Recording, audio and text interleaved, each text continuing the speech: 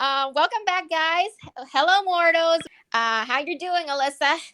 I am good. I'm a little tired from finals, but I am good. I'm here and definitely Yes, happy to be back with you mortals, getting back into these stories. exactly. Preach, preach. Finals. Who's out? Who's doing finals out there? Who's doing finals? Because I know I am. Well, not really final tests, but final projects. We're going to try to give a recap though, kind of like a short Yeah. recap to open up today's story just in case some of you weren't here for the last podcast. So of course I'll go over like the story of Egypt so you guys can kind of catch up. We will completely go through Isis's story, talk about what an amazing queen she is. And if you haven't guessed, take a look at the postcard that we posted from from today's story. So I still can't believe I made it. I still can't believe it. I can't believe I did that. This is such a weird idea. we love this. We love that, especially if you don't notice Osiris's his little missing piece there. Absolutely great. Fantastic. If you guys don't know the story yet, then I don't know what to say. If you guys don't know the story yet, then you guys have to stay tuned. The missing piece will be revealed later. Yeah, definitely so. So without further ado, back to our story for our protector of kings, our mother of Egypt, and our mistress of magic. Behold, Isis. So getting into the background for those of you who weren't there. So I feel like I shouldn't use the same beginning, but in the beginning there was Yeah. nothing, and then there was this gigantic. There were apparently like primordial chaos waters, and apparently I got this wrong. I did more research later and found out that there was some primordial waters that existed, and out of it came Ben, which is basically a gigantic pyramid, and it gave birth to the lotus. The lotus begat Ra, and Ra begot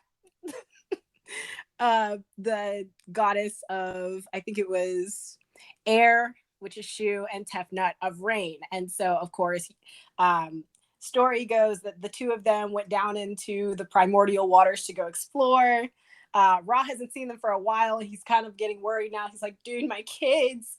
Props to Ra for being one of the few gods that I've seen in these stories that actually cares about his kids. He cries tears of joy when they finally come back up, so much so that he creates the first human beings from his tears. So that is very interesting. Ra becomes the first ever pharaoh of Egypt. Awesome all around guy, awarded the title of pharaoh. Amazing. So here you see like a direct connection between the gods and the deities of Egypt and the people. As usual in these types of stories, there is a prophecy that basically says that, Dun dun dun. I love that. Cue the dun dun duns. Pretty much. Pretty much. Yeah. Literally. Cue ominous music. Um, they tell a prophecy that Ra's grandchildren are going to basically usurp him and take over the throne.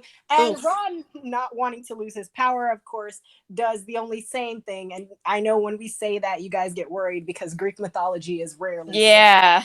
Yeah.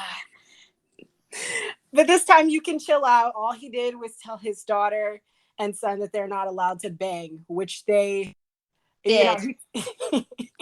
They did. yeah, they were like, yeah, great. We won't do that anymore. And he's like, okay, what? Yeah. Yeah. Okay. So Yeah. basically we have a case of a very hard case of sibling rivalry, and like Alyssa says, this is Alyssa's statement, not mine. It gives a new meaning to keep it in the family. Oh, we have to address that. It's very normal for Egyptians to have incest in their stories and in their history. It's a common rule, not only for gods and goddesses, but also pharaohs. Because as you can see, gods and goddesses, their deities were, like I said, a direct line to the throne. The Yeah. throne wasn't worshiping the deities. The throne, the people on the throne that were ruling you and taking care of the land and actually putting a personal stake in the land were deities. So, we're really keeping it in the family there. We're not really sharing power. We're not really having deals with mortals. We're kind of just reproducing amongst ourselves. And Yeah. speaking of reproduction, Oof. Okay, go ahead. I think I'm sorry. I'm not muting you guys because I don't want to talk, but I'm muting because my dog is really fussy in the background. I'm sorry, but I have a diva dog. Oh yeah, Petite is indeed a little diva, but we love her so much. But yes, definite diva. But speaking of reproduction, we're just gonna go ahead and go into our character breakdown because, like we said, Ra kind of tells his children, you know, I don't want you producing any offspring, and of course they say, okay, but we already have four, and he just is like, really, seriously, you're like. And they're Yep. kind of just like, yeah, what do you think we were Serious. doing down in the primordial waters? What do you think took so long? Seriously. So, of course, as you guys can see from our postcard, from our very friendly postcard that I would definitely send to our friend when she go off to summer camp, it's a true story, that we have three main character. We have Isis, the all around main character, and uh, she is the goddess of the moon, life, and magic, and she looks after women and children. She is an all around, she literally is the mother of Egypt. And the first And queen of Egypt, as yeah, Osiris actually, because the four children that were born, sorry, probably should have clarified this first. Four children that were born were Osiris, Isis, Nephthys, but she's not important until later. And then, of yeah, course, you have Seth. Three out of four of those, Seth, Osiris, and Isis, are our main characters for today. So, just explaining that first, Isis is the one we're really focusing on today. yeah, And she is first queen of Egypt because, of course, prophecy comes true. And Osiris, of course, usurps, and so does Isis, and they become the new rulers of all the universe, you know. yay, Yay! Frizzy hands. Yeah, but basically all of that happened, and we get this great couple, this very great couple. Isis is the queen who protects, who looks after women and children. She healed the sick. She taught the women of Egypt how to weave, how to bake, how to brew beer. Lovely, lovely. People love that. And so Isis and her husband are the people who, Isis and Osiris are the people who civilize Egypt. They civilize this chaotic land. And while Osiris educate the men, Isis play her role and educate the women. They play a very equal role. There wasn't really much of a landslide in their marriage or their power. And a very defined role. Her name literally means female of the throne or queen of the throne, and I find that very interesting. But yeah, basically, so Isis is just this all around amazing queen. She's literally the mother to Horus, and also who becomes next king of Egypt. You know, after we'll get to that later, but she becomes the mother of Horus, and she's actually the adoptive mother of Anubis. For those of you who are or even aren't familiar with Egyptian mythology, or if you've just seen Gods of Egypt, which it's an okay movie, you know that Anubis is usually head honcho of death itself, basically Yeah, considered in Egypt, dog head, just fearsome. And yeah, so actually Anubis is, well, he was, in most stories, he's actually and this is why I said Nephthys would only be important later. He's actually the son of Nephthys, who is Isis's sister. She was the fourth child, and she was actually given to Seth as a wife. She was, well, not really given. They didn't really do that over here, but she basically marries Seth, yeah. and she cheats on him with Osiris because at this point, like we said, Osiris is kind of ruling the good kingdom, you know, living it up. And so she decides, and she's a twin to Isis. So I'm guessing in They some look stories alike. she's a twin. Yeah, I'm guessing in some stories that's how they get that to happen because Yeah, otherwise, my she's boy definitely a Osiris, what's twin. going on? Yeah, she's definitely a twin. But here's the thing: when we say some story, it is more of like an abbreviation of the original story. So think of it like fanfic, because this story of Isis and Osiris has started in the very early ages of Egypt, but it was not until like the Middle Kingdom that the story of Nephthys sleeping with Osiris and then giving birth to Anubis actually came to light. Like more people, because more people, I guess, started worshiping and joining the cult of Isis. She was very, very, very popular in the Middle East, and not only that, her cult travels to like to Europe, to Asia, to Africa, to a lot of different Literally places all the around the way to world. England during the Yes, Hellenistic period. Literally, Alexander the Great was worshiping her. She has her own temple in yes, Europe, yes. and like not even It just was very Egypt. big. It was a very big thing about her. So I guess the more her story travels, the more abbreviation it got. But of course, we can treat it as different, I guess, different speculations, different abbreviations. Like I said, we can treat it very much like fanfic, because I kind of like that idea. So everyone has their own drama in their head, and they can just, make it popular. Who cares? And I guess it also comes from the demonization kind of Seth too. But like at the same time, although most of the stories I found though, whether or not the whole debacle with Nephthys actually went down, most of the stories actually do say that regardless of how Anubis was brought into the world, she did end up mothering him in some type of way or raising him, even though he was not her child. So Yeah, we're going to talk about this yeah. later when we talk about her in popular culture, and we're going to compare her to another equal or Less than equals so-called mm, mother of creation. we're going to compare her to someone, okay? So, okay, let's move on. Osiris, the king of the first king of Egypt. He is the main god of the Egyptian pantheon. Did I get that word right? Pantheon, yeah. Pantheon. Okay, so and he's also like the oldest son of the sky goddess Nut. He's just an all around good guy. He was the pharaoh. He civilized Egypt. He taught them agriculture. He created the law for this land. He basically is the best king all around. And of course, he's married to his sister Isis. We have established that. Best Uh, boy. okay. Yeah, he and then later on he became the god of the underworld, which the story we're about to tell you will explain everything. And we move on to our main villain, Seth. Do you want to take this? Oh yes, Seth, all around Egyptian god of war, chaos, and storms. And for those of you who have ever been in a desert storm Oof. and survived, first of all, kudos to you.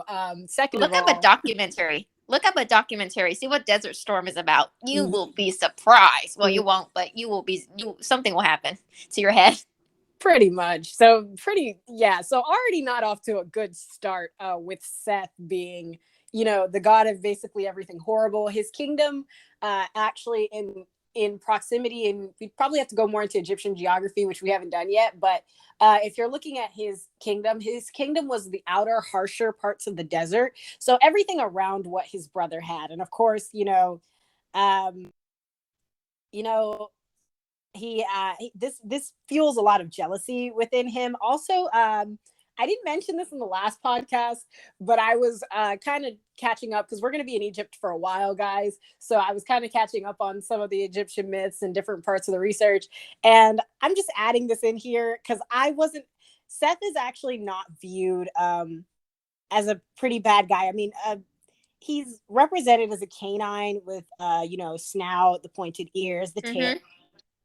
features, compared to his siblings, who are actually almost always viewed as human until Yeah. the end of Isis's story, which we'll cover that later. But for the most part, his siblings are always viewed as human. He is not, which I guess is kind of like his very own symbol for evil or whatnot. Yeah.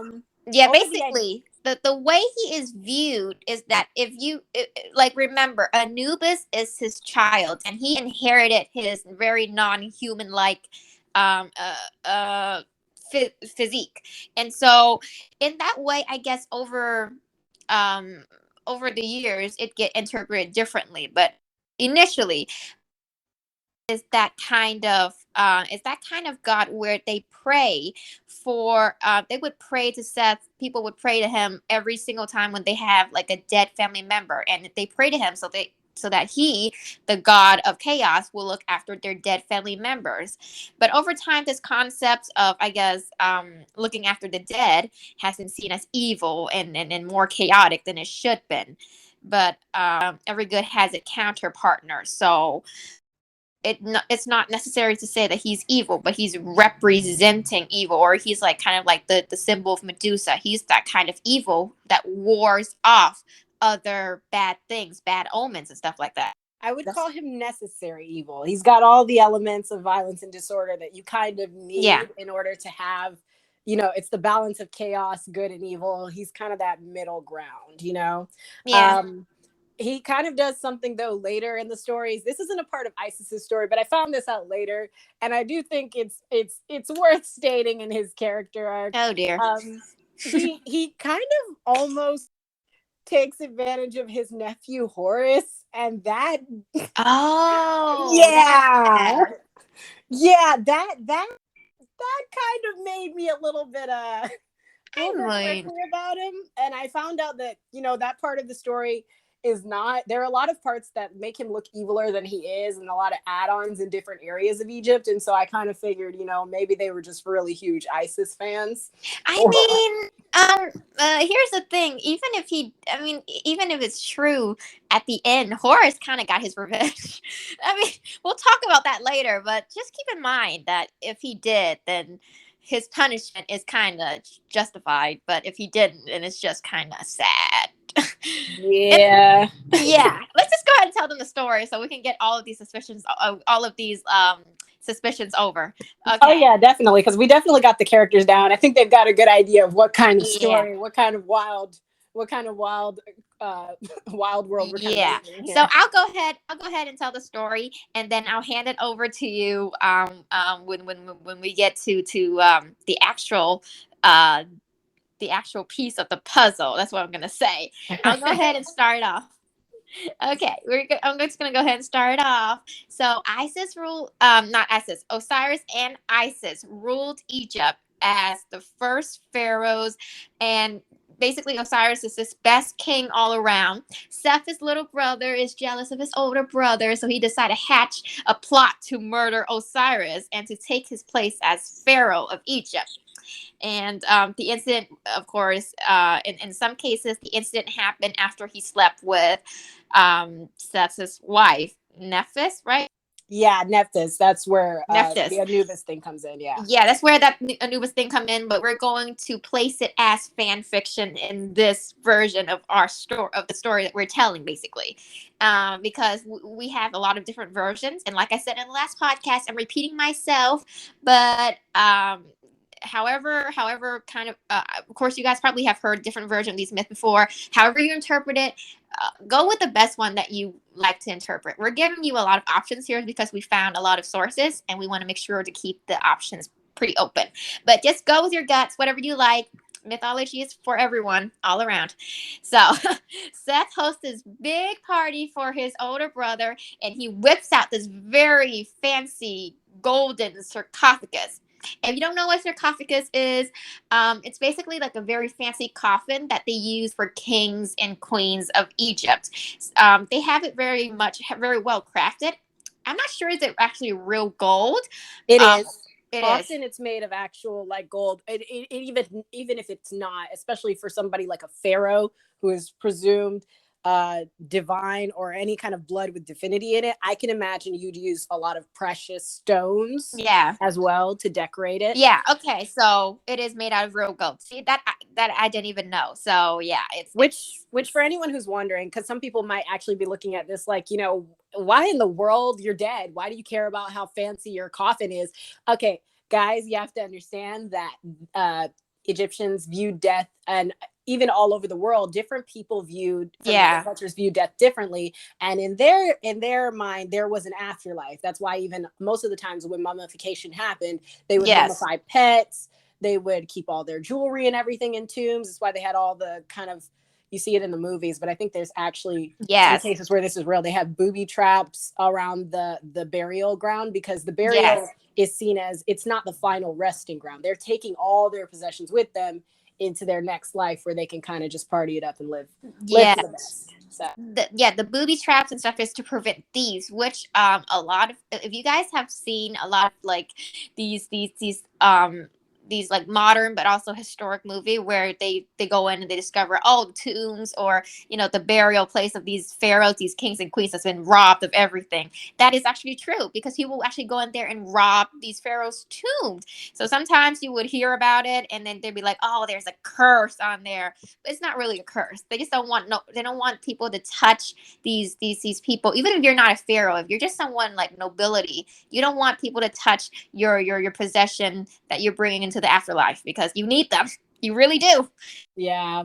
Although, like, I'm not gonna lie, this is not Osiris's best moment. Someone No, brings in a coffin, and no.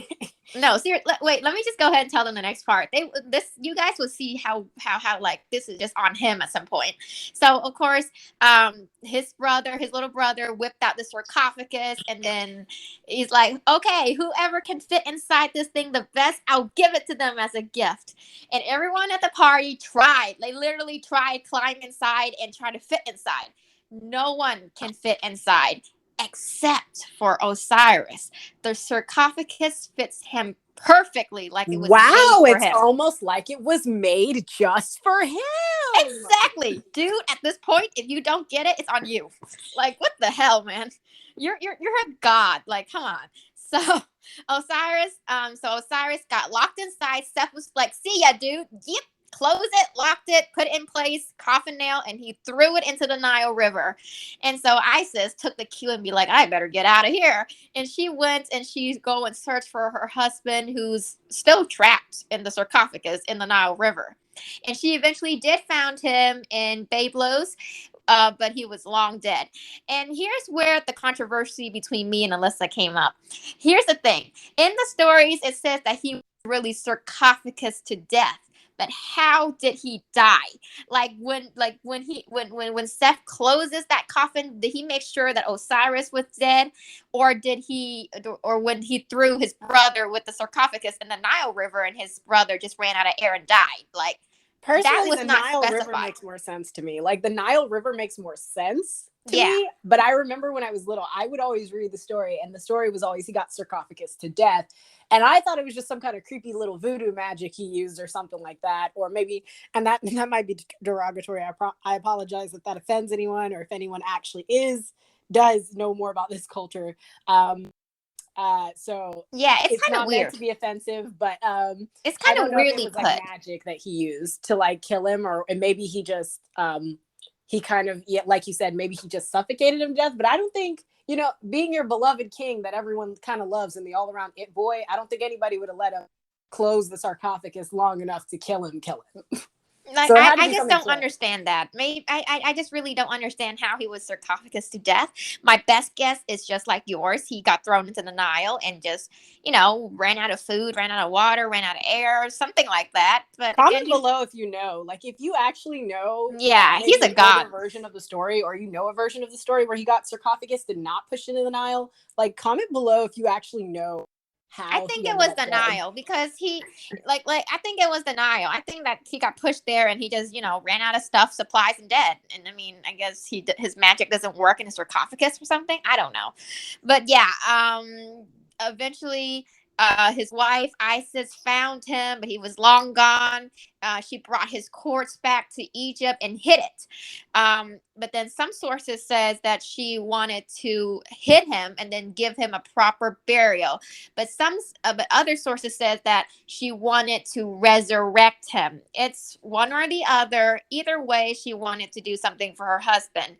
Um, but it doesn't matter, because Seth eventually discovered Osiris's body and decided to hack it into pieces and threw those pieces all over Egypt. 42 body pieces to be exact.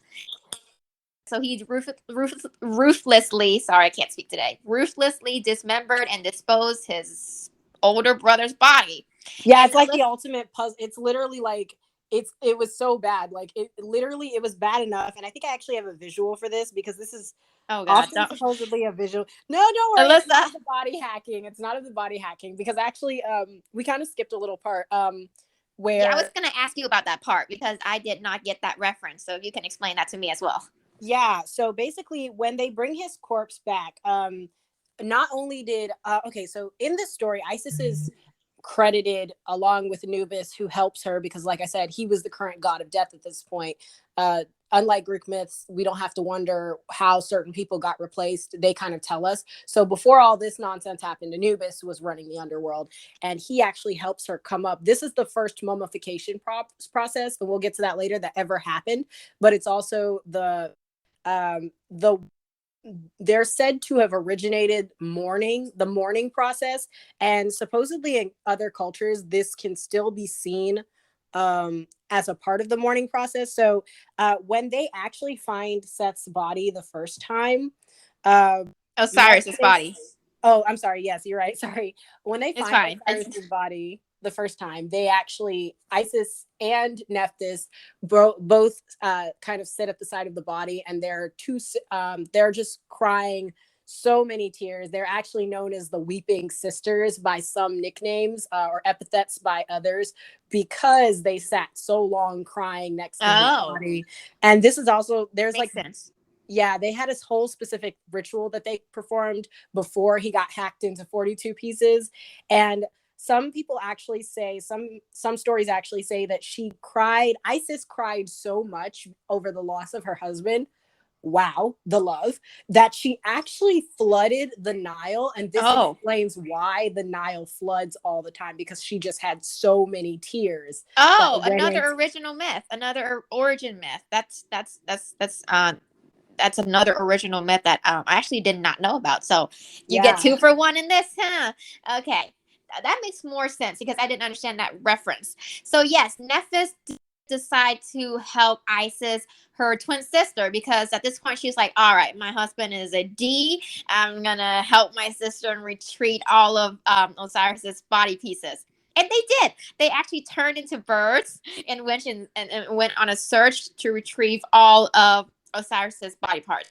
Oh yeah, the ultimate body scavenger hunt, ultimate Yeah. puzzle piece game. Play it with your friends. Oh, this is like another game of Operation. Okay, so they glued him back together with linen wrapping. This is actually how they invented the mummification process. They actually retrieve all of his body parts except for one. One important piece of the puzzle was missing, and apparently it was his manhood that was thrown into the Nile River, and it became fish or crocodile's food. I think it's crocodile. Excuse me. Yeah, I think it's crocodiles. Either way, it's gone. They can't retrieve it. And if you guys don't know what manhood is, I can't really say. I don't think they have Google. They have Google. I can't really say much more. Well, actually, I think I can. Let's just say, oh yeah, I can say male genitalia, even though there is no censorship on here. I just really want to be polite. That's all. I They just really have want to. Google, Julie. They can look it up. It's just the male genitals, okay? So his manhood is missing, and so Isis has to use her magic to make Osiris a substitute, and he's temporarily resurrected. So yes, she actually created a fake manhood for him, like a temporary one, so he can temporary resurrect, so he can live with her for a bit and maybe have sex, and then one last time of sex, and then Actually, I want to correct that, because in the actual story, so for in the actual story, she does give him a cadaver. She creates a new cadaver for him. However, they do not. I love the terminology we're coming up with nowadays.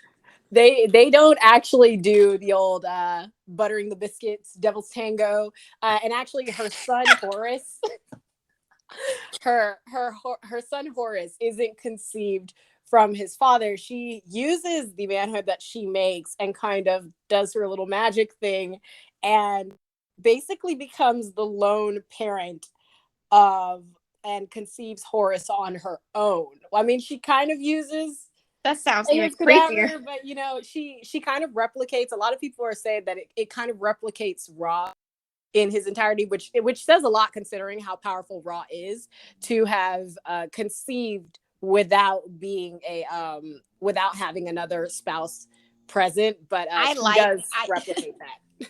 I like the having sex version, because at least I can I can deal with it a little bit better, but okay. Since this is a myth, I'll allow it. Actually, I personally find it intriguing. I was like, huh, okay. so she conceived Horus, great, with her husband's leftover substitute manhood, but okay. And some stories And actually say that the reason they couldn't find the cadaver is because oh Seth god, threw it to the crocodiles. yeah. Basically, something ate it in the Nile, and I guess a crocodile makes more sense than a fish because I mean, I don't think a fish can eat that whole thing. But Which okay, that's personally disrespectful. I find that absolutely disrespectful. I mean, he is all around evil. So yeah. So they had Horus. She conceived Horus, became a single parent because her husband cannot remain in the mortal world because he's technically dead. So he moved on and became the god of the underworld. He basically beats death and then moved on to becoming the lord of the afterlife, which is a pretty good gig.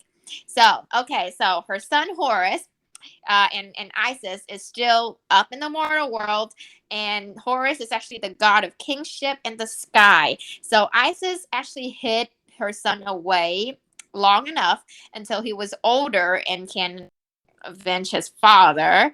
And so Horus did find Seth eventually, and they had this really badass battle, which result in important organs being lost on both sides. Oh yeah, Um, Horus lost his eye, and well, Seth, karma is indeed a cadaver. Karma's a bee. Karma's coming to get you. Seth lost his manhood as well in the battle. So yes, Alyssa, if you were right, and there are some stories out there that says that he tried to take advantage of his nephew, then I guess karma is a bee. But Yeah, either way, yeah. And so, and also and it was when actually out of spite. It's that goes along more with their story, so maybe we'll touch on it in another story. But yeah, it was kind of out of spite, and in order to kind of demasculate him. I don't know how that works, but it like it I didn't, said, it it didn't didn't. work. It worked.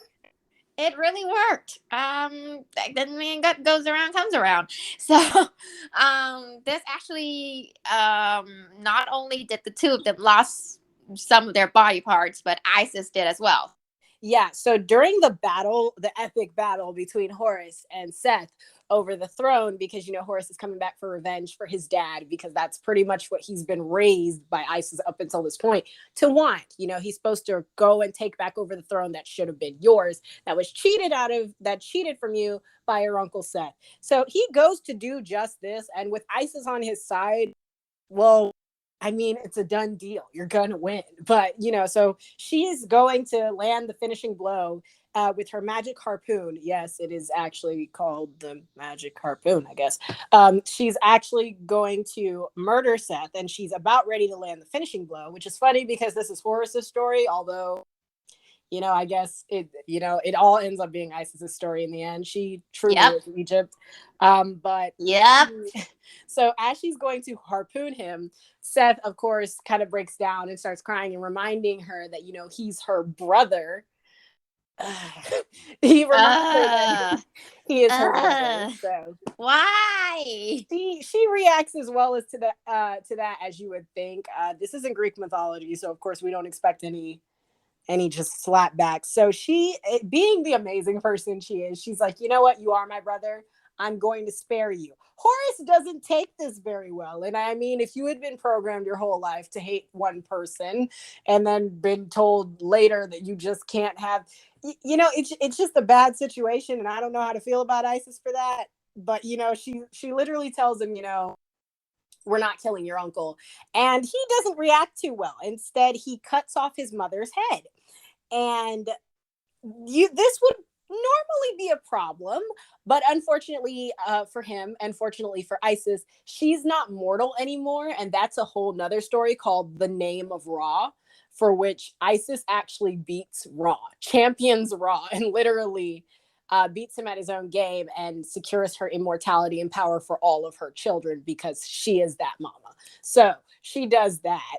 And so because of that, she doesn't die when Horus cuts off her head. And I think the god of knowledge supposedly crafts her a new head from a cow and replaces her human head with a cow's head so that she can keep living. And so that depicted like this with a cow's head and Yeah. the moon, not moonstone, it's a sunstone in the middle Yeah. of her crown. Yeah. Really, this is all very crazy stuff, but it still beats Greek mythology. I would take 100 of these Egyptian mythology over the Greeks. But yeah, okay. So the next part we have the pop culture hour. This is Isis as a female icon. And I have to say again, Egypt is so clean. So we have this very beautiful female, like all around badass, like mother of Egypt, female icon. And of course, Alyssa had made a very long list, and we're going to try to our best to skim through it at this point. Yeah, we're definitely gonna try. So I just, at the end of the day, it does end up being a happy ending for Isis and Osiris. She gets her husband back. They're kind of living it up in luxury. But Aw. going for pop culture hour, I think we should start with the comparisons, Julie. And I think I'm gonna try, since I did make this part a little long, I'm gonna try to condense it into just the main topics. Let's Yeah. start with Greece versus Egypt, because I know Oh. you had a lot to say on this. Ugh. Okay, so I really do, because I really wanted to compare her to Hera, which is her Grecian counterpart. But in this story, like I said, all over again, if we're going to get down here, I'm actually going to read a couple of things from Isis story section. It's not really story, but identity section. Is that she has like this great philosophy of her own. She has this great power. She's a powerful icon, a woman icon. And for the first time, there is a culture out there that doesn't try to just demonize any powerful women. And she has this whole cult of worshiping. She has so much power. She literally brought her husband back to life. But she doesn't abuse it. She doesn't abuse her power, even though she's a very, very powerful goddess. Like literally, her power is to be protective. She's worshipped because she's a good goddess, a good woman, a good queen. Um she's a very protective person. She's healing, she's nurturative, she's loving, she's compassionate, and she plays this role of the mother of the entire country. She's literally a leader, a queen. She's very independent, and she's rational as well. I have to say, Even I'm very impressed with the Egyptians for this very yes, it's a very female centered story. Like, she is at the center of every story. There doesn't, and usually when you have a powerful woman, there's at least some type of man behind them, but this truly is her story. At no point do we see her understated, overtaken, yes, overspoken. She is Isis. She is amazing, and her story is her own. It's not, I mean, granted, they do have, her husband involved, and the whole reason she goes on this journey is because of her husband, but it's exactly. because of a genuine connection between them. Yes, It's not because she has to. yes, literally, like every single thing here, there was never like a struggle or or a cross of a boundary, or she never broken any kind of morality or state whatever, the universal law to really for her own benefit. I mean, she revived her husband, and she literally, as a powerful goddess, she can literally broke the rule and keep her husband in the mortal world, and doesn't care, and she can just rain revenge on her brother, her little brother, for all people care. But She then definitely has the power to do so, but the fact that she doesn't is she very didn't. powerful. And Yeah. even, like, I think I remember Mena telling us when we did our interview with her, when we told her about Isis and Osiris and her being actually Egyptian, she described it as a love story. And I Yeah. love that, because I'm pretty sure, I don't know if this is true because I don't at the moment know anyone from Greece, but I'm pretty sure if you ask them or any kind of historian of any kind, well, how would you describe, Hera and Zeus's story? No one Uh. in their right sane mind would ever describe it as a love story. No. No, it's not. I The just feel story of like, abuse, in my opinion. It's a yeah, I think, cautionary tale, is what I would yeah, I describe think it that as.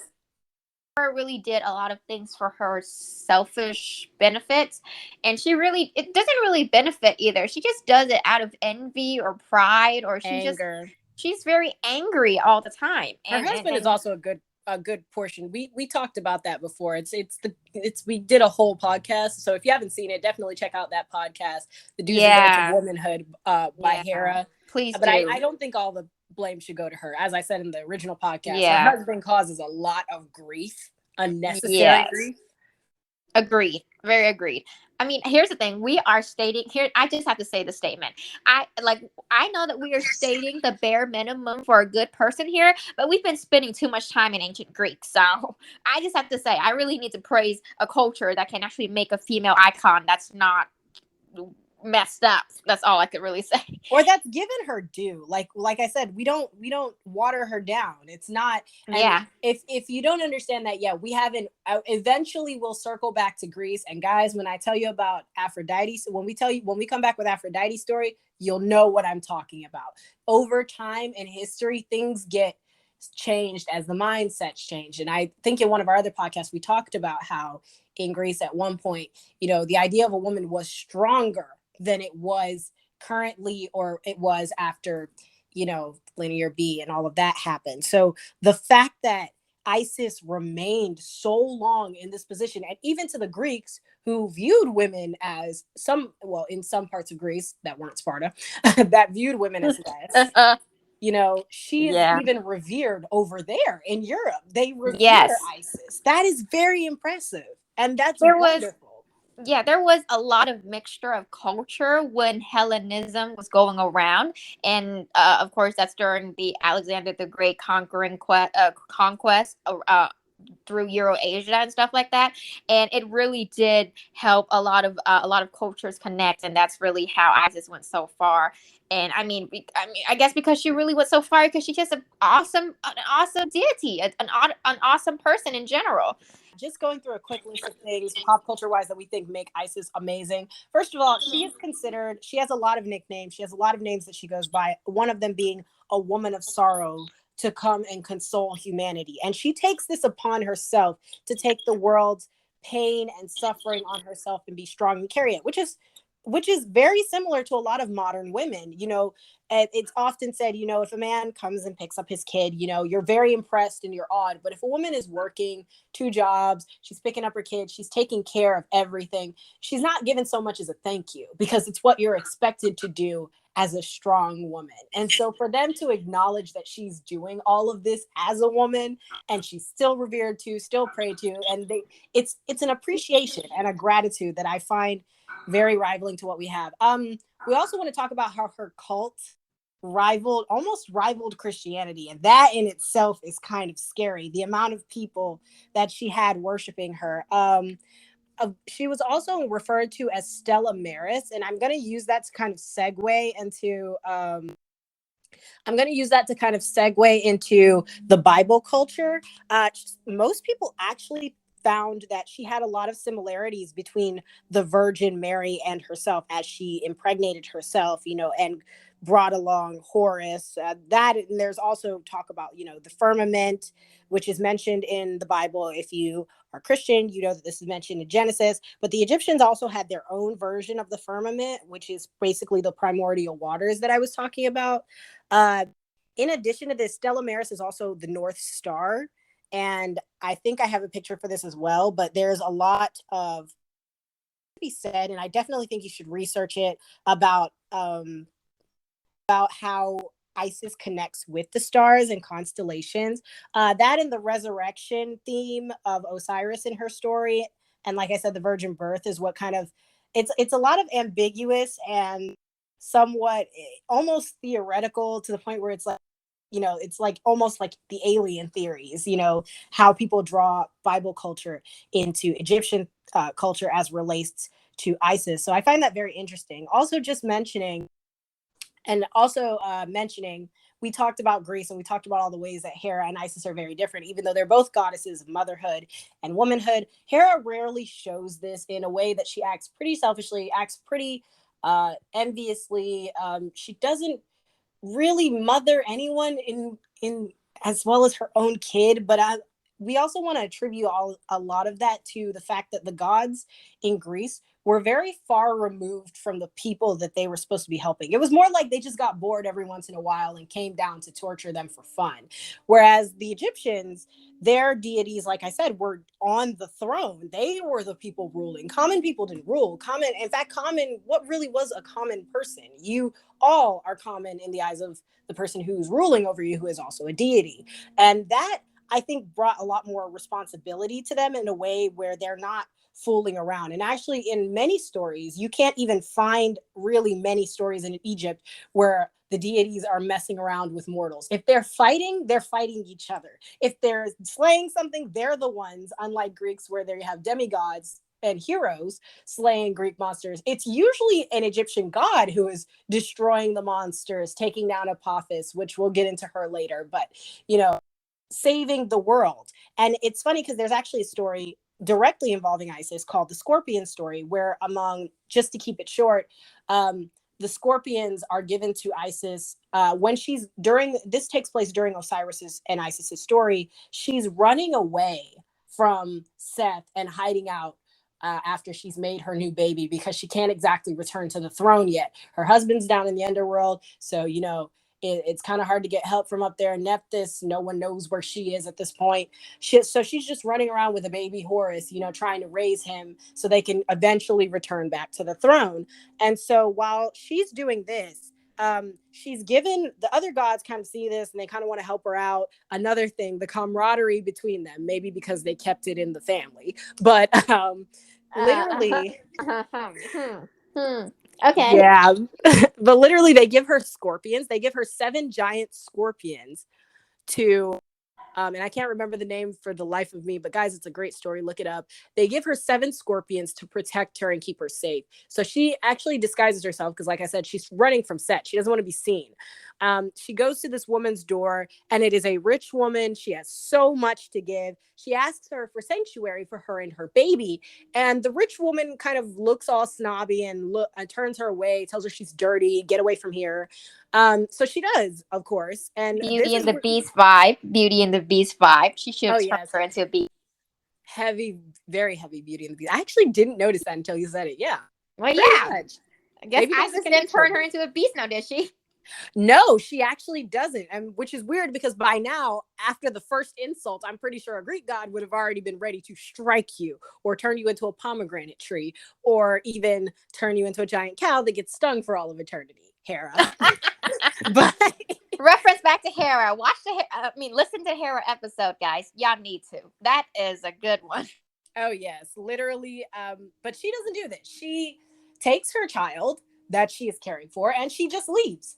Actually, it's her servants that take the most offense because later on she does go and find a house and it's a very poor woman who ends up taking her in and feeding her, even though she barely has enough to feed herself. And of course, Isis being the amazing queen she is, Isis rewards this woman heavily. She's like, you are going to get a lot. Thank you for this. And, later they realize, I don't think the poor woman ever gets to really see. I don't remember, but I don't think she gets to see who she is. But I know that she rewards her greatly for it.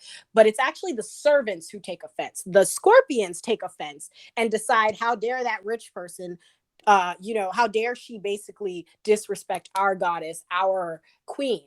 And so they all give each other their poison. They literally swap poisons and give all of their poison. So the poison of 7 scorpions. Oh. And one scorpion. They put it all into one scorpion. And they send him to sting the first son of the woman who rejected Isis. Oh, dang. Look at what your mother done. Bro, I was so devastated. And you know what? Isis being the queen she is, she sees that this has happened. And she says, guys, I appreciate you sticking up for me, but what the heck? That was not the way to do that. So she reveals herself in all her glory to the woman, heals the son, and makes a few chants and stuff like that, takes out the poison. The son is now alive again. And she kind of tells her servants not to do that crap ever again. And they leave peacefully because she is great. Yes, true definitely. mother of Egypt. Yeah, we truly have a very good icon that we're talking about right now, which is like once every century. So this I'm really do having fun about this, and I think in the future we're going to do more about the topic of scorpion. I think. I hope we do. If we do, then yeah, we should definitely make it a part of the Egypt mythology series that we're going here. Not really series, but just the consecutive episodes. So yeah. Um, Oh yeah, definitely. I don't have much else to say about her other than she was a worthy leader, an amazing queen. She was feared all throughout Egypt and Europe. Just loving, compassionate. She was an inventor. There were just so many. She truly is like, if we're looking for a model woman, and we really yeah, were not, I unironically doing the do's and don'ts of womanhood, and we did the do's. She is what I feel like would be our do for womanhood. maybe we should have an episode where we just purely compare her to Hera. Maybe we should do that. We can just purely compare her to Hera, like the two counterpartner from Egypt and Greek. So, yeah, we had an amazing vodcast. Do you have any last thoughts you want to throw out there, Alyssa? No, I think that's it. It was great seeing you guys, mortals. Again. And we'll be coming back in 2 weeks. We always do our podcast bi-weekly. We'll be staying on the subject of Egypt for a while. But that's it for now, mortals. Bye, mortals. Bye, mortals.